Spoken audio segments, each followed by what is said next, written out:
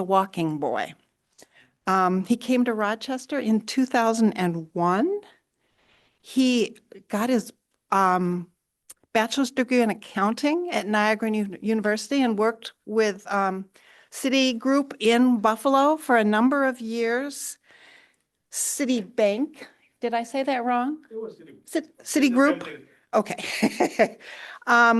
He currently works for the Buffalo School District, as does his wife, and all three of their daughters go to Buffalo schools. Two of them go to the school where Adior works. So Mathan is a co-founder of Building Minds in South Sudan and the vice president, I think, from the very beginning. I was going to say current vice president, but it's like forever vice president. We are so glad to have you here. And I was told that his wife pronounces her name like the perfume company Dior with an A in front. Adior. Did I say it right? No. All right. So glad you're here and a warm welcome.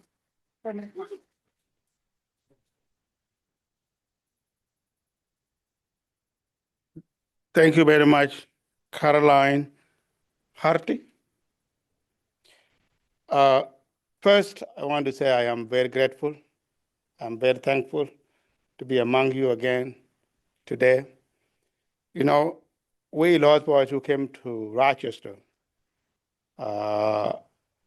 do give a lot of credit to Downtown Presbyterian. We have received a lot of help here. A lot of help, but at the time when we came to the United States, we didn't know the way of appreciating people who have done something good to you. And so if something like that has happened, please forgive us. It was a cultural difference. But we really appreciate from the bottom of our heart that downtown and any other person in Rochester has changed our lives. You know, as a child, when I left my village, it was not a choice. There was a civil war. There was a civil war in our village. There was a rebel called SPLA, and the movement side was called SPLM, Sudan People Liberation Movement. Where you came from, where you had to flee from on the map? Yes. This is the map of South Sudan. South Sudan has 10 states. And I am from Werrap. This is it. And our home is way here in the north. So this is Sudan. But at the time, it was the whole country. So I was here, and the militants who were armed by the Sudanese army to destroy our village would come from the north here and come here to our area. And so when they come to our area, what happened was the reason they were coming to our area was the rebel who was against the Sudanese government was in the area that we were living in. And so what the Sudanese government did was they armed these militants, and they were told that if you go to the village, whatever you found there is your salary. That's how you will be paid. They were not giving salary. They were just giving arms and ammunition. Our people in the village do not have arms. They have spears. So there's no way that they can compete. So when they come to the village, what they would do is they would burn down all our huts, because our people live in the huts, burn down all the crops, so then there will be no food. They would kill grown-up, and they will take all the children with them. So what this became known, that anytime you hear that Moralina coming, you would run to the bush for your own survival. So this particular time when they came to our village, I ran to the bush with the intention of coming back at the end. But I was not able to make it back home because it was not saved.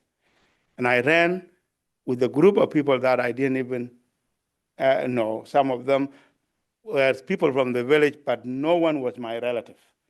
I didn't have my uncle or my aunt or my father or my mother or any relative from my family with me. So we went to the bush.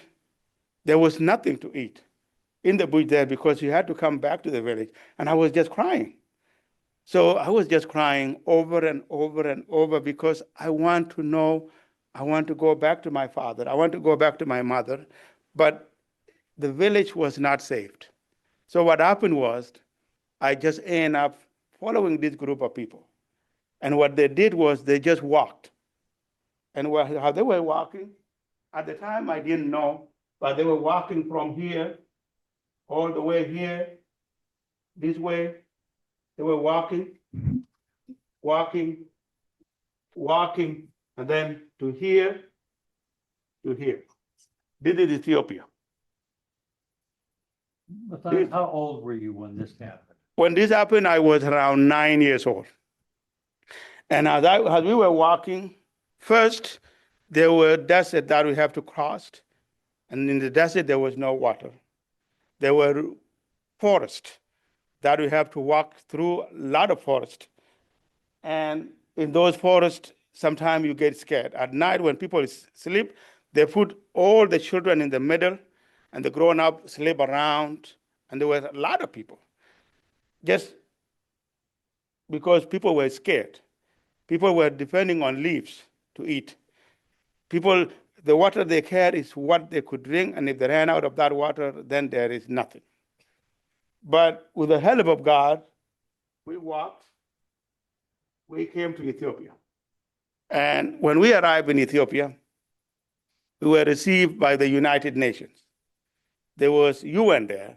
So when the United Nations received us, they put us in a camp.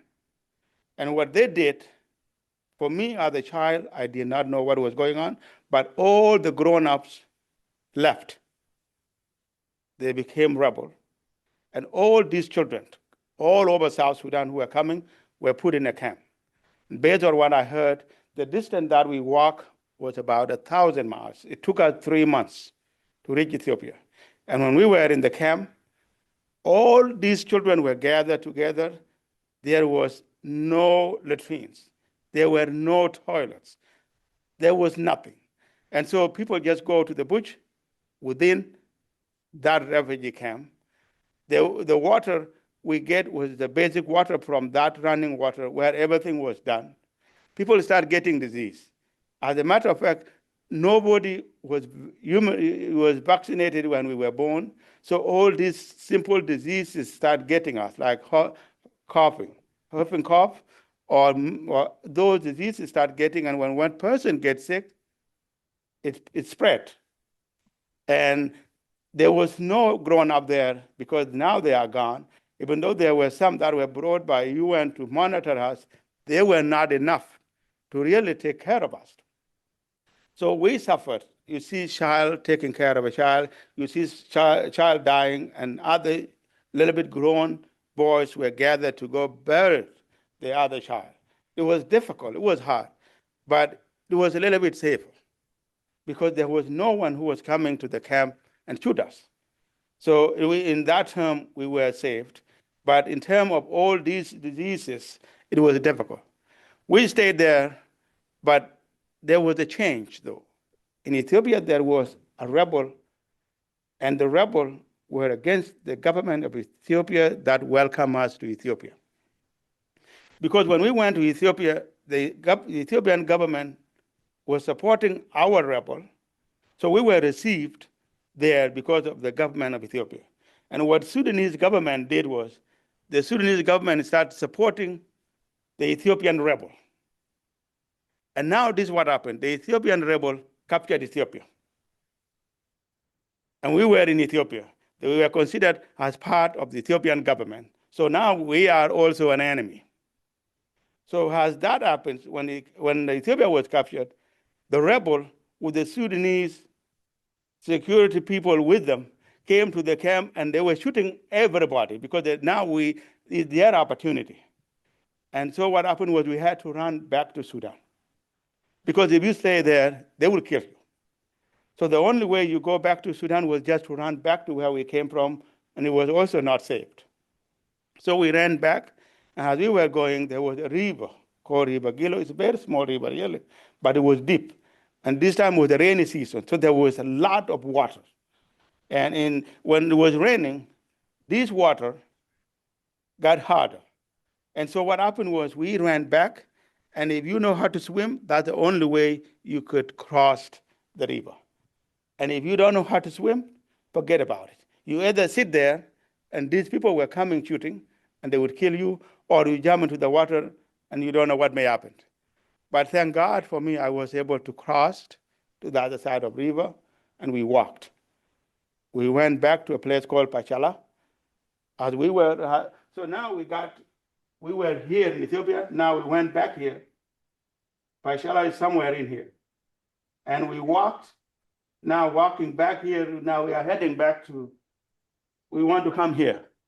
So we reached here, and when we reached there, a place called Kapoita. So now this area is not Dinka anymore. They speak completely different dialect. A lot of children, most of them were Dinka. Some of them were Nuer, but now we came here, as we arrived in this place called Kapoita, we settled there a little bit. Some settled there, some scattered, some went to other places. As we were there, I stayed there in a place called Kapoita. As we were in Kapoita, this is what happened. The Sudanese government now came to where we were and actually attacked the town. It was around evening, around maybe 7 or 8 o'clock. And when that attack came, I was around 14 at the time now. What I could remember, based on my memory, almost every person I knew was either killed or wounded. Every person. I had 10 friends, those who were very close to me. 6 of them were killed on that specific night. The other 4, no one was shot less than 2 bullets. Including you. I was shot 3 times. I was shot in my hand, you see here. I was shot in my thigh, and I was shot on my foot. Like the thumb of my foot, in the middle there broke.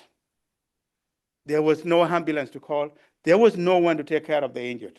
So if you get wounded, you can stay there. And since the Sudanese government now have captured the town, they would come and kill you. So if you have a broken leg, you are done. For me, it was better, it was a foot. So and it was dark too, so I was able to make it out to the bush again. As I was in the bush, now this running, sometimes I would crawl, and it was at night. You crawl and you hear everything, you don't hear anything really. And if you look back, you would see the bullet like a rat in the middle of the night. And now you don't have a gun to even protect yourself. So I ran, I made it to the bush. These people that I didn't even know, the people called Taposa, from this town called Kapoita, took care of me.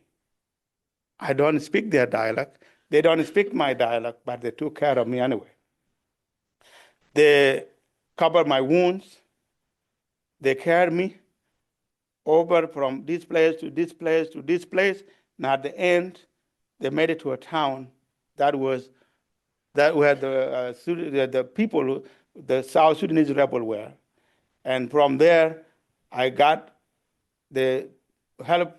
There was a car, a big truck. They put us in there and took us.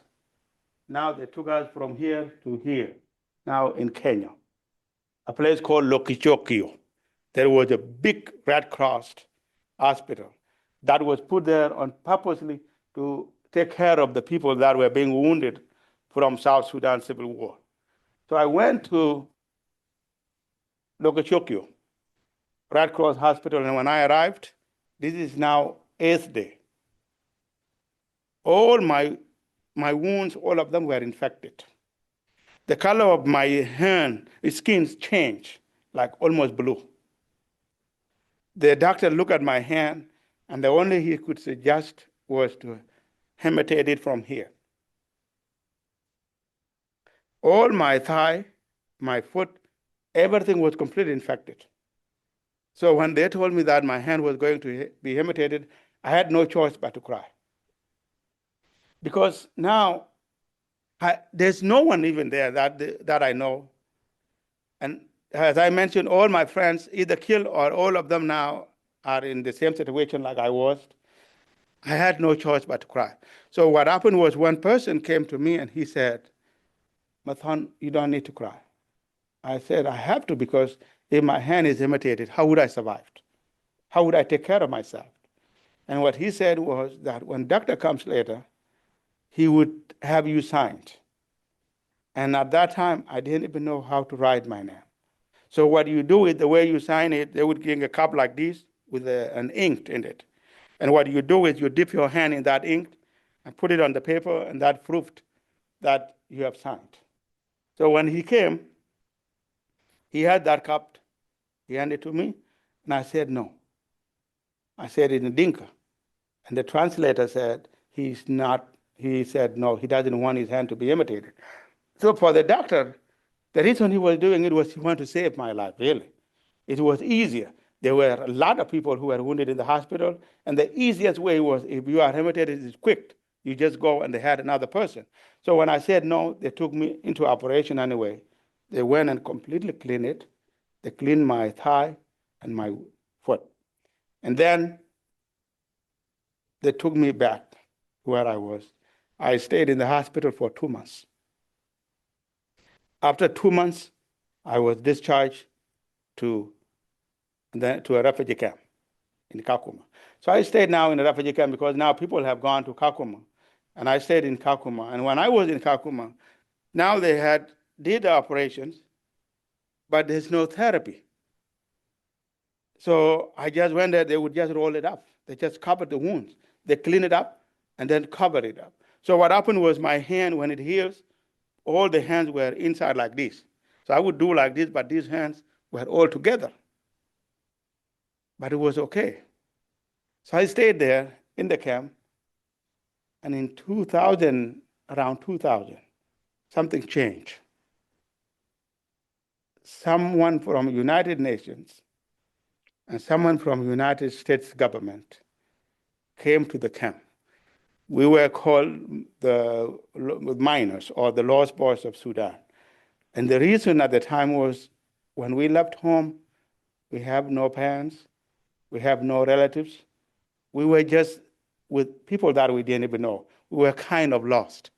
And because of that, I think with the United Nations or whoever, they came up with that name. So it could be, I think it's a good description of our situation. So we had about 21 groups. And those 21 groups all over in the camp would turn into 21 primary schools. So we had about 21 primary schools in the refugee camp. So they would put one group here and the one down there, and then build a school all over the camp. Now, this person from US government and someone from United Nations came and went to every group, and they would call us and said, you guys have suffered for a very long time. The US government person was speaking. We have heard about your situation, your hardship. If we want to take you to America so you can have a better life, what would you say? All of us, it was a dream come true, because we never think that one day we would have an opportunity to come to the United States. So we said, absolutely, we will be happy to go. So this time they left, and in 2001, they came back. And what you would do is, they would. Tell them how you met Sebastian. Okay. Yeah, see, about Sebastian, Sebastian is my own cousin. And the way we are related is, his father mom and my father mom, their dad is the same. So we are like second or third cousin, right? Third cousin. When we left home, he left at his village. I left at my village. We went to Ethiopia. We never met. Now we came to Kakuma, and Sebastian heard from someone that I was there too. So he asked, and he came to where I was, and that's how we met. That's how I met Sebastian. We met in the camp, and then from there, now the process came. So you would go to the board, and you would see your name. So if your name is listed, then you are going to America. That's how it was, really. It's like you could not believe it. If your name is listed on the board, then you will go and meet immigration, U.S. immigration officials, and then they will be actually the one making your paper, writing it for you, and that's how we were sent to United States. Now, in my case, we came separate. I came on April 3rd, 2001. Sebastian came in September. And for me, when I arrived,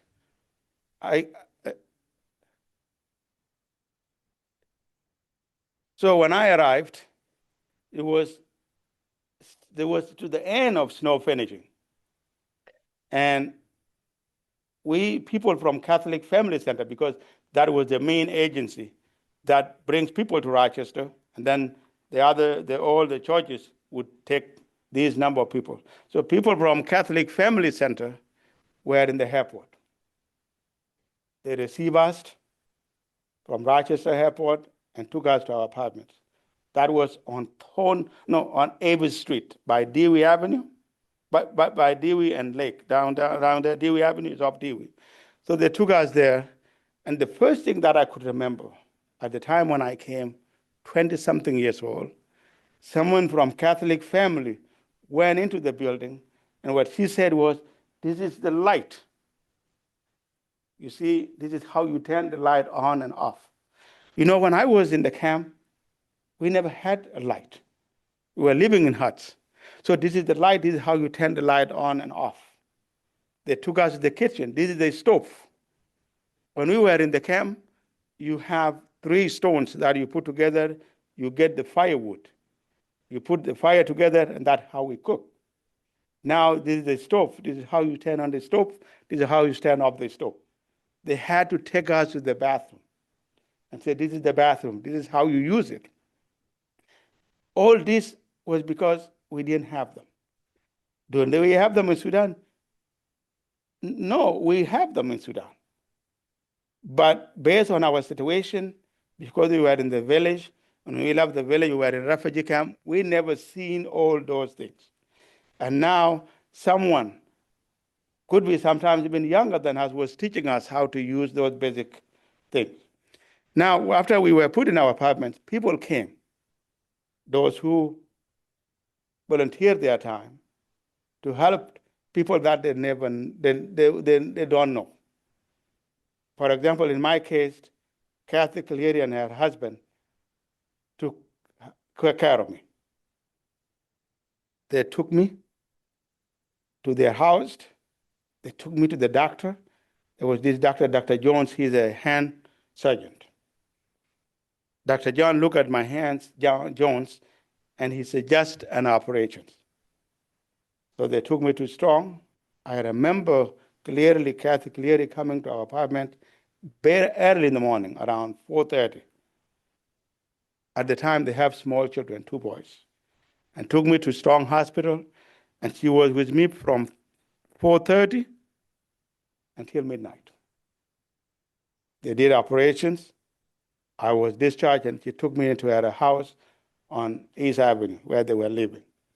I stayed there for a week, but then I want to stay with other Sudanese lost boys. So I told them, no, I want to go back to where I was. So she took me back to where I was, and she would come when I have an appointment, and she would take me. And every day when she takes me and bring me back, she would pass at the ATM and use ATM, and I'd be looking, then take the money out.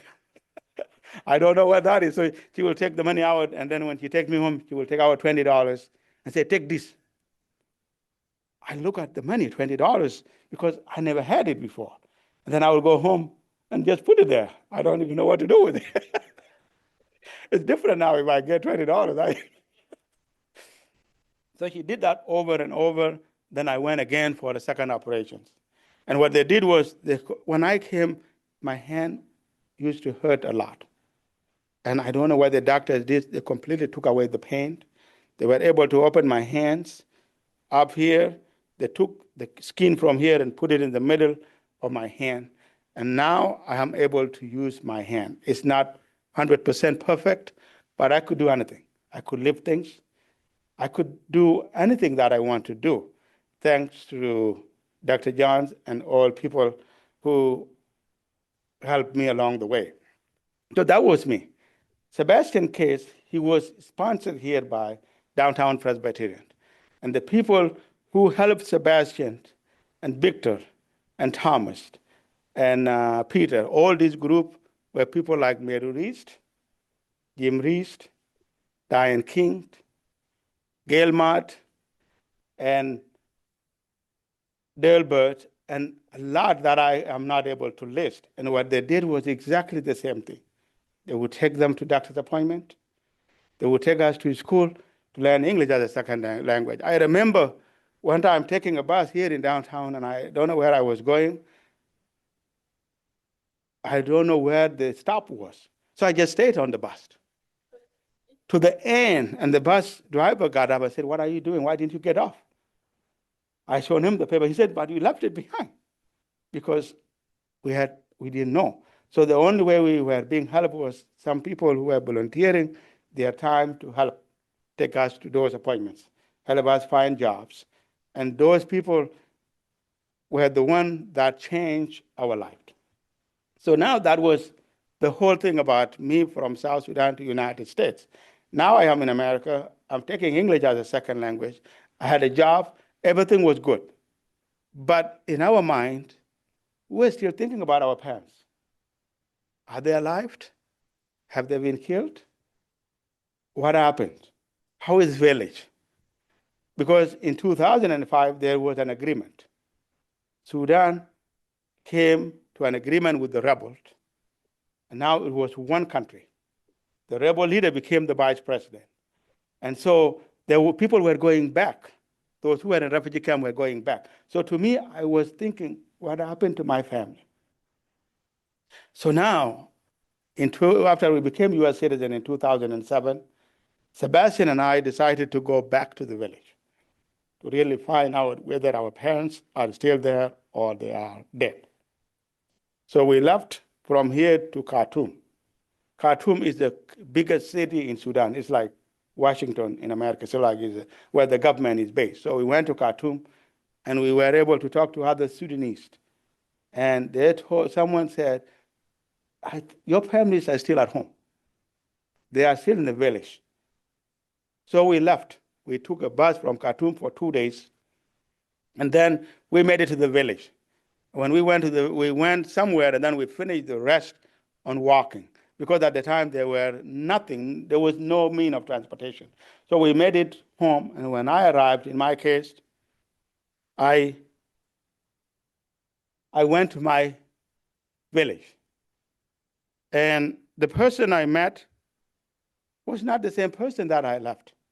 Because my father, when I left, was young. Now it's almost 20 years that I haven't seen him. And when I met him, he got up and he hugged me. And I remember hugging him, and I wept. And he did the same.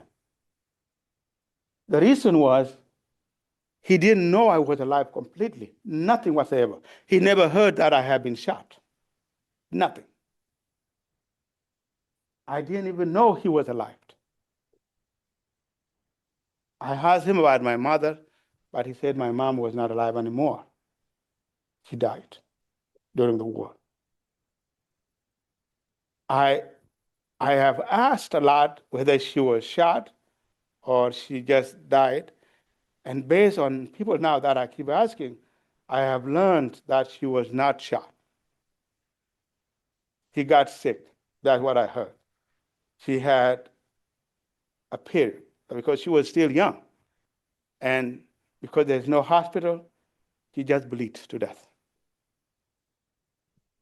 That's what I just heard. And that's not her. It's still happening in South Sudan as we speak. So he told me that my mom has died. So it was a big thing. what is behind there is the house where he sleeps. Picture was taken later, years later, but was his house where he sleeps, that is home. Sebastian also was going with me. And Sebastian, the picture was taken later because first time when we went, we didn't have anything to take pictures. But this is Sebastian, mom. This is Elaine and Judy from WXXI. She went with Sebastian. This was Sebastian. Sebastian met his mother, but his father was not there. Based on what he heard, his father was captured and tortured to death.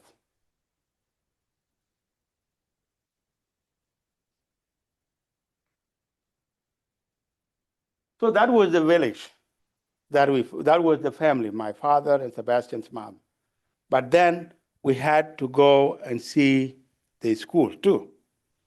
And the school that we had in the village was gone. Now, what was left was something like this. And this one, for example, like this one was taken later. So when we went with Sebastian the first time, there was no pictures taken. But later, when pictures were taken, this is an example of the school. This is a John Primary School. This one is administration building, like the headmaster.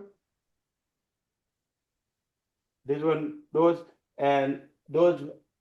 trees are like classes. This is the playground. That's where they play volleyball in the school compound. And they enjoy it. They were happy because that's what they have. This is under a tree class now. So what they have is they will take all these blackboards and put them in that building that I have shown you at the end of the day. When they come, they can get the law of that tree or bring something from home. If not, then you just sit on the floor and the teacher teach. You see that they teach English. I think this may be first grade or whatever because they are teaching alphabet. And what they did there, because there was no opportunity to go to school for children to go to school, you can be 10 and be in the first grade. Yeah. This is another class during rainy season.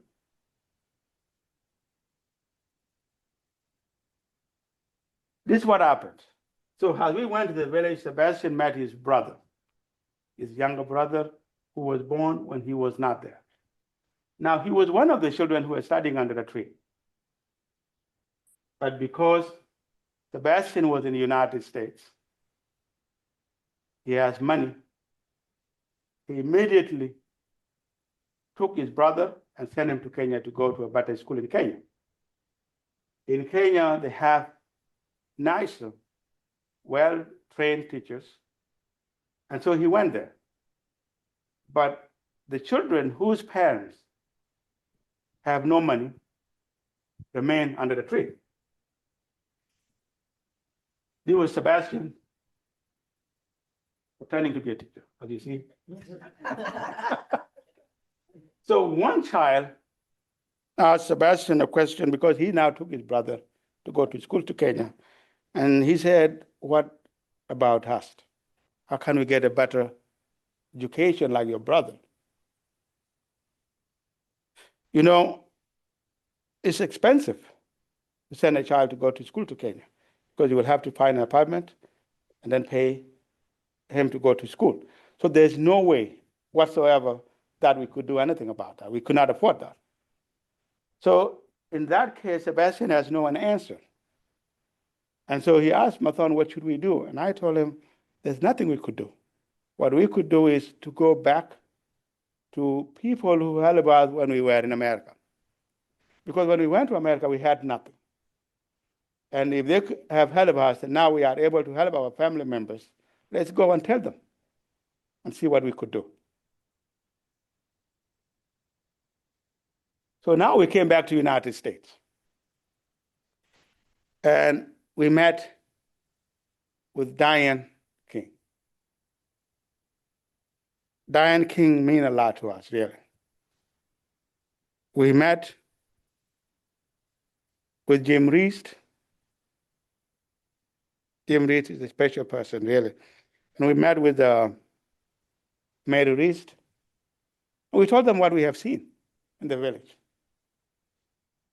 Took us days, we talked. Then this day we left, Sebastian, me, and Diane King. We went on Rieta Road and we sat in a restaurant there by Movie 10. And we were brainstorming. What name should we use? And at that time, we came up with building mines in Sudan. That was the beginning of the name. Later, when South Sudan became an independent country, we changed it to building mines in South Sudan. Our objective was to raise money and build a school for those children in the village because there was no way that we could send them to go to school in another country.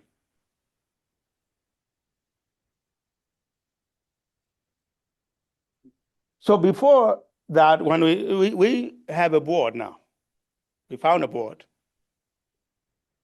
The board was mainly by people from downtown United Presbyterian Church.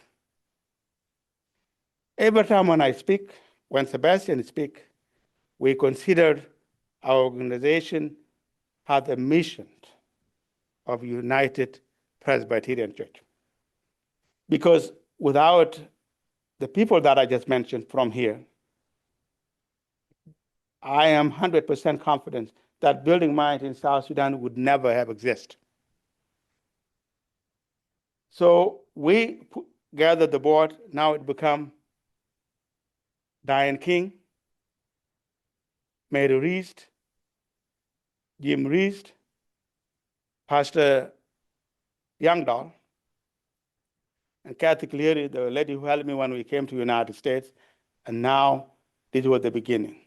Jim Reist took a responsibility of reaching out to IRS so we could be a 501c3 organization. He did it, and we finally became a nonprofit. Sebastian was able to take out the little money he has so we can send it to New York State to have our organization incorporated. Because at the time I was not working. Now Building Mines in South Sudan became an organization. We raised money and we went back to the village. When we went back to the village, this was me, Ted Ajibrinos. At the time, Ted is sitting there. He was a board member as well. So he went to represent the board, Sebastian Moroni, and the people in the village. Now, we went there to do a groundbreaking for the school that I have shown you in the picture before. It was the chief and his people in the village. These were mothers. What they do in South Sudan is completely different. In South Sudan, when there is a community gathering, the women sit alone and the men sit alone. So in this case, you could see there, the women were sitting in one side, the men were sitting on the other side. Then we did the groundbreaking. Now, you see the net area? And because it was a collective work, what we did was we said we were going to raise money in the United States, but the money will not be enough to do everything. So the parents have to make bricks by themselves. So when we were working, now the mothers, because we have no water tank or the trucks to bring water, the mothers have to go to the river and carry the water to the locations. And the men were mixing the cement by themselves. And that was the beginning of our work in the village. This is the progress. At the beginning, we didn't have enough.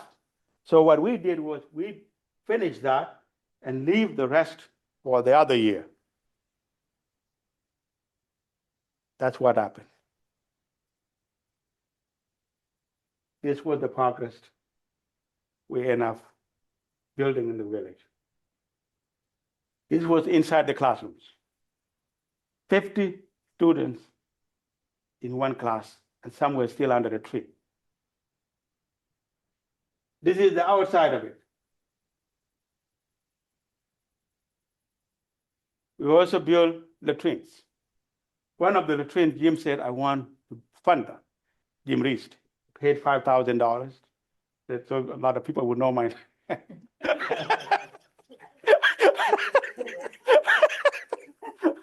So Jim Reese funded a latrine. And as we speak, we have over 3,000 students, and we have 4 schools.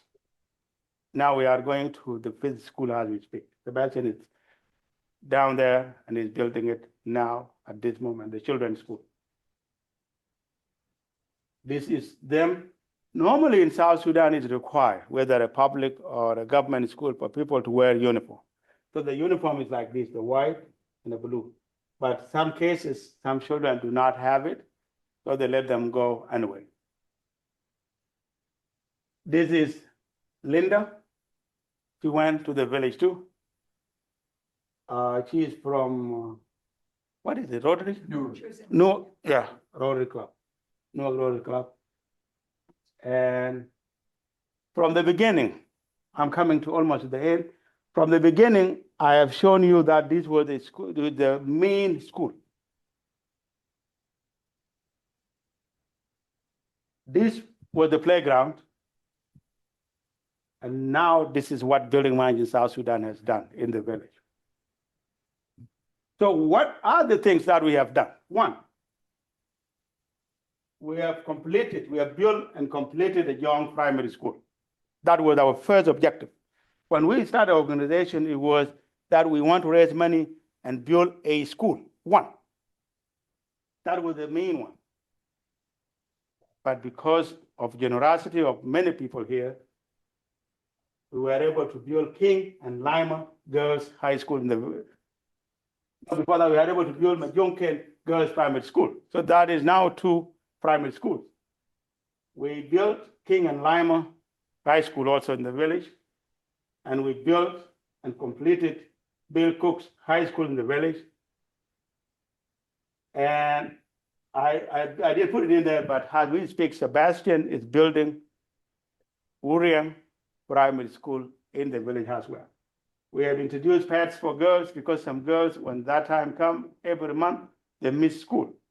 So what we did was we were able to raise money here and buy sewing machines, and they can make it there and give it to them for free.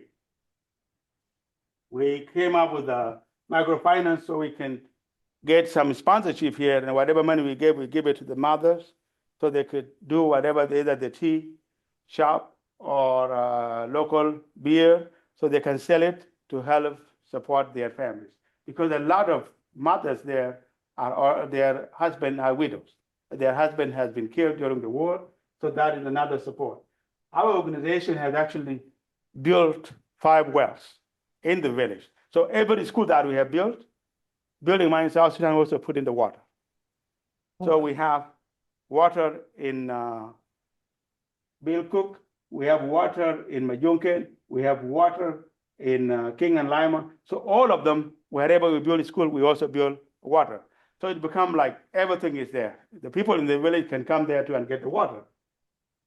We also introduced, because now there was a problem of pay.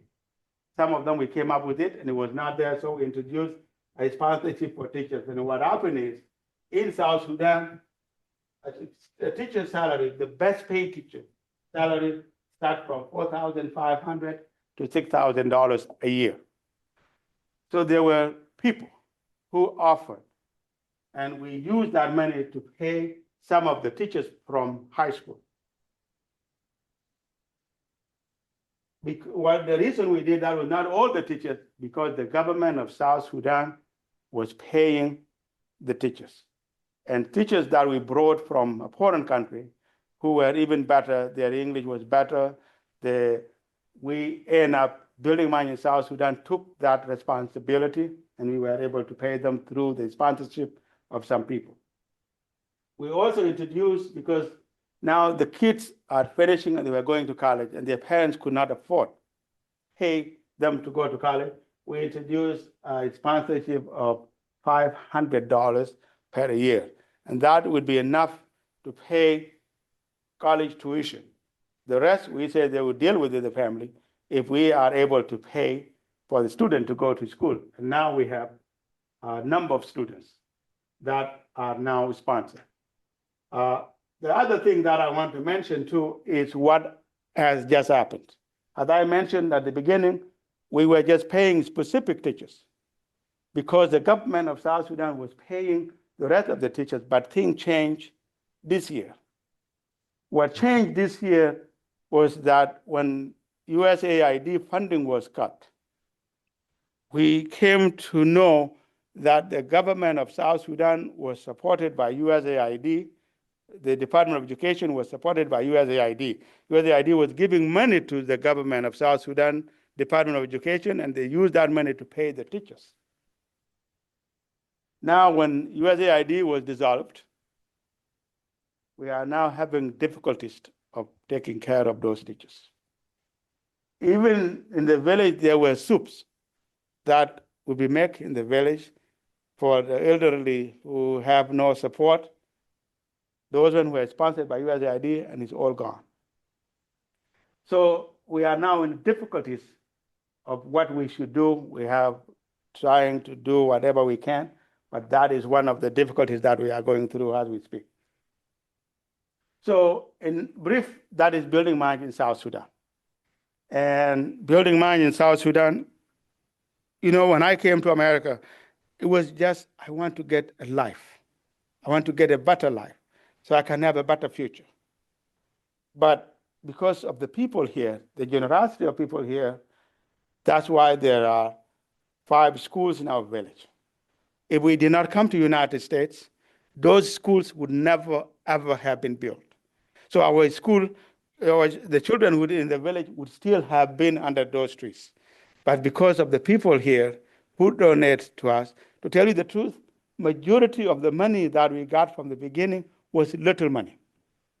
Individual giving us $100, $500. That was how we built a young primary school. It was the beginning. And so when we talk, sometimes I always tell people that at the beginning I told my father, I said, we are going to build a school. He said, how would you build it? I told him we have found an organization called Building Minds in South Sudan, and we'll raise money in America, and we'll come and build a school in our village. He told me not to mention it anymore, because this is not going to come true. How can someone donate his or her money to the children that they will never see to have that school built? It will never happen. But it has happened. You people have proved him wrong.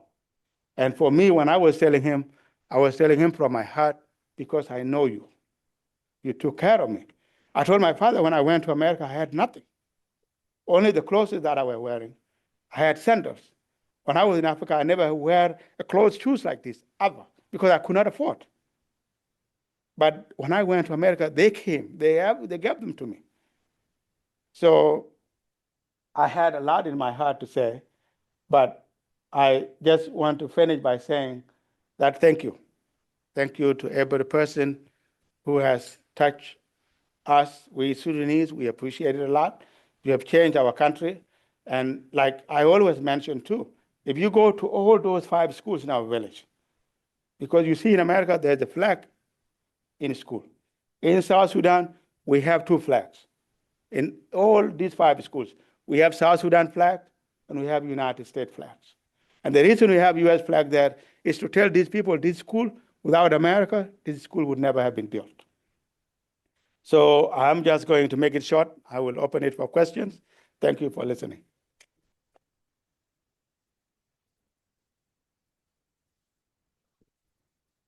Just two things I want to say so I don't forget. One is I'm sure Building Minds in South Sudan would welcome our support, financial and otherwise at any point. But 3 weeks from today is the Advent Festival, and there is going to be a special table at the Advent Festival for Building Minds in South Sudan. So questions?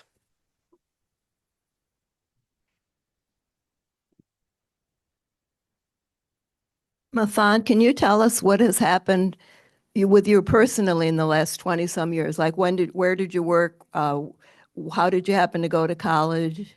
Like a brief summary of your life outside of starting Building Minds in Sudan. Yeah. First, I want to apologize first to my family because I was anxious to talk, so I forgot to introduce my family. One of the things that happened is I got married.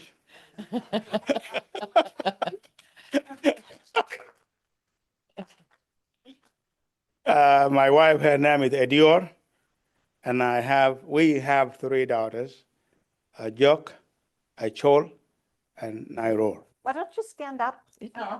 So stand up so you could be seen.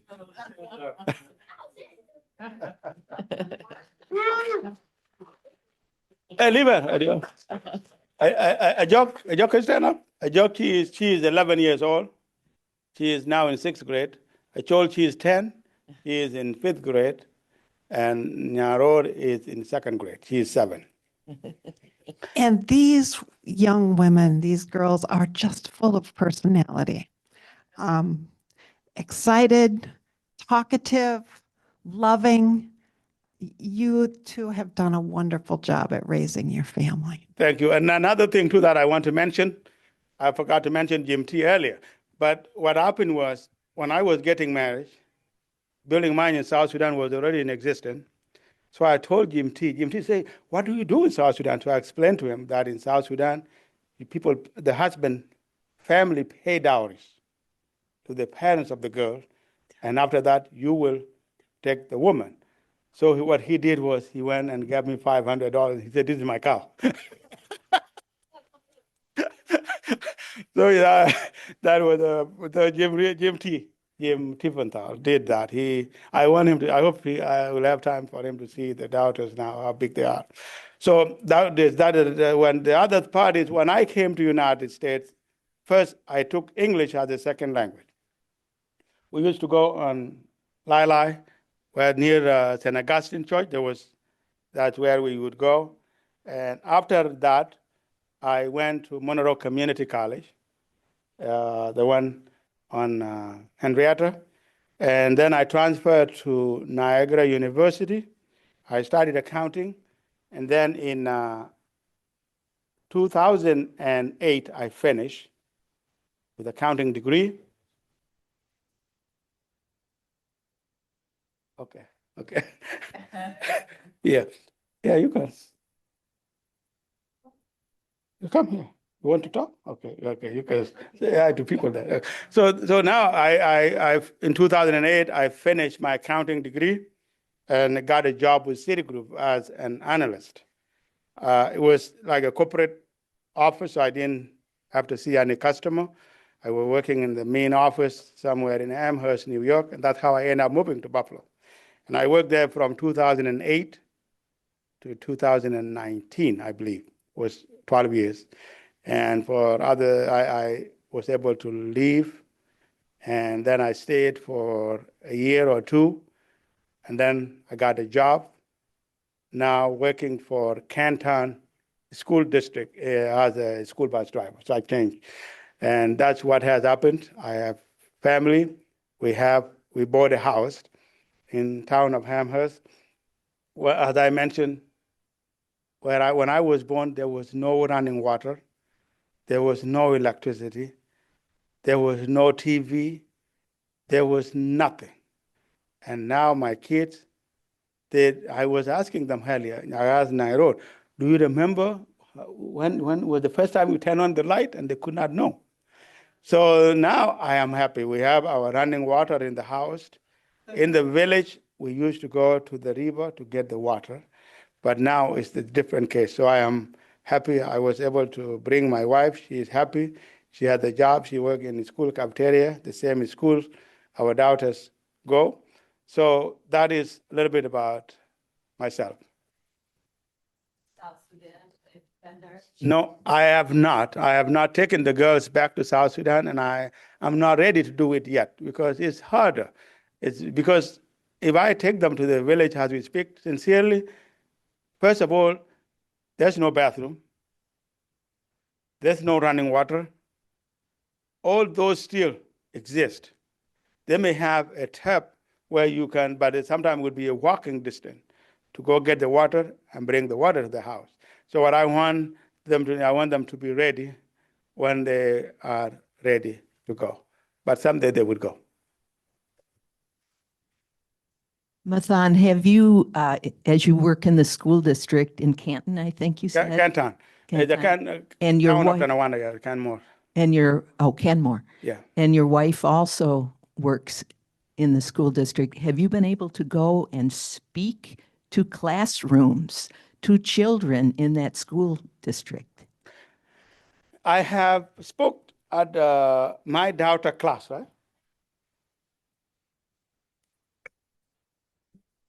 Yeah, so I just Would you like to say that in? say it loud. My older sister was in third grade, and she had a teacher named Miss Streffler, and I was in second grade, and I had a teacher named Miss Walsh, and my dad came and he spoke at Miss Streffler, and then my class came to her class, and then he came at Miss Streffler, so then we got to see Miss Streffler, and then he talked in that class. Yeah, it was not as huge as we normally do it. It was just me going to that class and that little class and share it with my children. For me, I don't talk about it a lot to my children. And what happened was the child was crying the whole time I was speaking because it was tough for it. But we normally go out to school mostly to seventh grade. And last month I went to Cornell. And this month I spoke at another seventh grade in Springville, New York. And we are willing to go anywhere within Western New York region. Just watching the current news, Sudan itself is in civil war chaos. And my understanding is that there may be a renewal of conflict in South Sudan as well, near the border. What's your assessment of what's going on in the region now? Actually, what is going on in Sudan is horrible. There's a lot of killing. A lot of people are dying. And this time is actually worse compared to when we were children. Because in the south, there are trees, there are bushes where people can hide. In the north, most of it is all desert. So if you are not in your house and you are running, and they are now even using drones to shoot people. So in the north, there's a lot of killing between Sudan government and Rapid Support Forces, and they are being supported. I heard that Rapid Support Forces is supported by Emirates. By who? Emirates? Emirates. Yeah, they are the ones giving them everything. And the government of Sudan is supported by Egypt and Qatar. And so it becomes tougher. And to make it even worse, the Rapid Support Forces just captured the city called Al-Fashir, which is the largest city in Western Sudan. So as we speak, they have completely controlled the Western Sudan. And if they control Western Sudan, they control border to Libya, they control border to Chad, they control border to Central African Republic, and they have a border now with South Sudan. And so it's now easy for them to get whatever they want to go fight the government. And so it's tough. In South Sudan, yes, it's splitting or it's spilling over. And what's happening is because there were South Sudanese and Sudanese too, who were there in the north, but now they are running back to South Sudan. So now there are a lot of people. In South Sudanese, we call them displaced person. So it's a lot of them coming. And Sebastian, yesterday, he even mentioned in our board meeting that they have even asked if they could use our school in the evening for children to study. And we don't have a problem with that. We said, no problem, you guys could use it in the afternoon to teach those children coming from the north. Yeah. I don't want to say we have to stop, but we do. Thank you so, so much. As you were speaking, I thought of, the cat with 9 lives and how many obstacles you have overcome to be here with us today. And I'm just so grateful that you survived over and over and over again and brought your story to us. So thank you so, so much. Thank you. Thank you. Please come back next week. Windsor Wade is going to be here. He is doing a lot with Veterans for Peace. Are there more things about next week you want to say? But please come back. And thank you for coming today. Yeah. Yeah. Having nothing to do with this, perhaps, but a reminder that Palestinian olive oil, you can order it ahead of time, and you can do that by contacting me. But we'll also be selling it at the fair. So, yeah. Thank you. Thank you for speaking.